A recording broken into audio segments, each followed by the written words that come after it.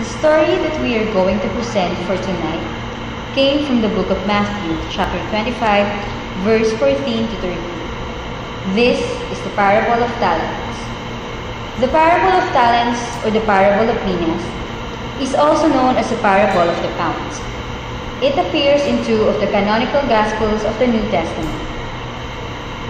5 years ago, the father called upon his 3 children.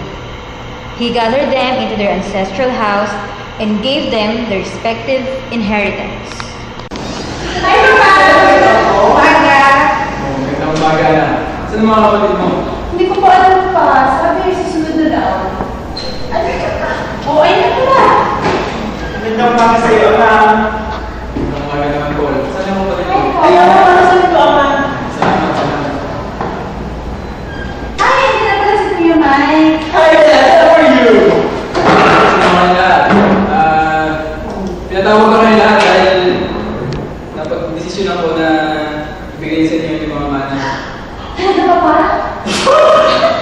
Ay, ako yun. Huwag talaga, Ama. Ibigay mo sa akin yung mana. Yes, makakabili na ako ng... Pero teka na, bago kayo magsaya, huwag niyo isipin na pang-shopping ng lahat yun, ha? Kasi after 5 years, magkikita-kita ulit tayo. Kumustahin ko kung saan yung ginamit yung pera. Ay, naku, Papa. Alam mo naman na weakness na talagang bibigyan yung bag mo. O sige, Ama. Anong bahala ka? Yan, Dad. Mag-aaral ako. Sige, tandaan nyo, 5 taon. Magkikita-kita ulit tayo. Okay, wala problema. Sige, Ama. Salamat. After 5 years, Damer, the father called upon his children to check how they have used their money. Oh, Hana, kumusta naman yung pera pinagkatiwala ko kay Paul? Bakit nga pala hindi siya nakarating? Ay pa, hindi sila municipal na nasa business. And yung dun naman sa pinagkatiwala niya 1 million, kagandahan pa ay malaki na siya kasi invest na natin sa stocks. So yung dividends napakalaki. And in return, sobrang taas din po ng balik.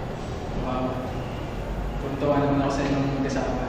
Hindi talaga ako nagkamali na pagkatiwala kay Paul yung pera na yun. Second child did not took the risk just like the eldest son did.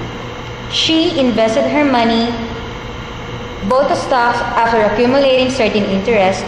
It doubled her inheritance. Oh, Hana, kumusta naman yung pera pinagkatiwala ko sa iyo? Sa katunayan, Papa, maganda naman yung takbo ng pera pinagkalugin mo sa akin. And then, sa katunayan, in-invest po siya sa isang bonds. And ito po yung katibayan mo. Magaling anak. Hindi ka malaki kita. Salamat, Papa. The third son didn't do anything with his money because of his fear to lose what his father gave him. He hid all of his money in a treasure box and put it inside his cabinet, locked it for 5 years. Oh, Mike, ikaw. Nabalita na ba yung mga kapatid mo? Ang lalaki ng pinita ng mga pera pinagkatiwala ko sa kanila. Ikaw naman, ano yung kwento mo? Sorry po ba, pero hindi ko po ginalaw yung pera. Ano? Hindi mo ginalaw yung pera? Hindi po. Tinabi ko lang siya sa closet.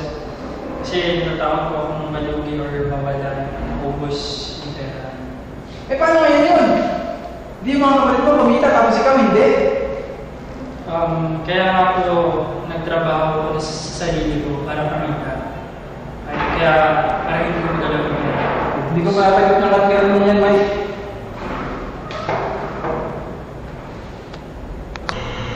Here are the 5 lessons that the parable of the talents can teach us about work, success, and wealth.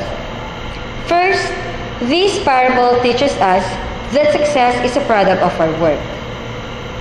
Second, the parable of the talents teaches that God always gives us everything we need to do what He has called us to do.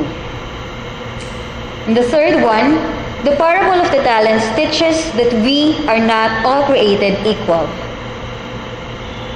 The fourth lesson, the parable of the talents teaches that we work for the master, not our own selfish purposes. And the last but definitely not the least, The most important lesson of the parable of the talents shows that we will be held accountable for everything that we do.